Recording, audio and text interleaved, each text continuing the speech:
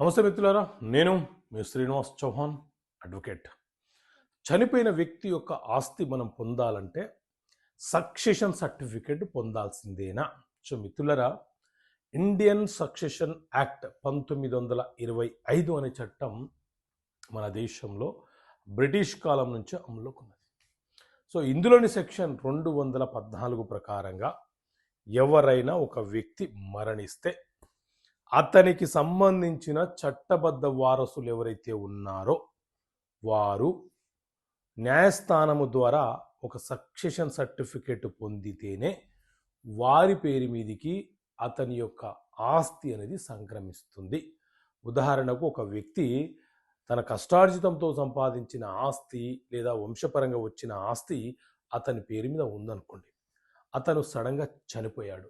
ఇప్పుడు అతనికి వారసులు ఎవరు అనంటే తల్లి, అతని యొక్క తల్లి, అతని యొక్క భార్య, అతని యొక్క కుమారులు, అతని యొక్క కుమార్తెలు వారసులు అవుతారు. చట్టబద్ధంగా వాళ్ళు వారసులు అవుతారు.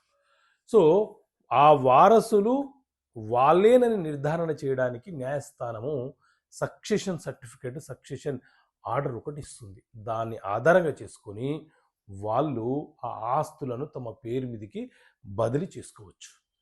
ఎవరైనా ఒక తండ్రికి సంబంధించిన కుమారులు, కుమార్తెలు ఎవరైనా ఆ సక్సెషన్ సర్టిఫికేట్కి సహకరించకపోతే, ఎవరైతే ఆ సర్టిఫికేట్ కావాలని కోరుకుంటున్నారో వారు దావా దాఖలు చేసి అవతల వ్యక్తులను, అంటే వారి యొక్క సోదరులు సహకరించని వాళ్ళు ఎవరైతే ఉన్నారో వాళ్ళను ప్రతివాదులుగా చేర్చి ఈ పిటిషన్ ఫైల్ చేసుకొని సక్సెషన్ సర్టిఫికేట్ పొందవచ్చు.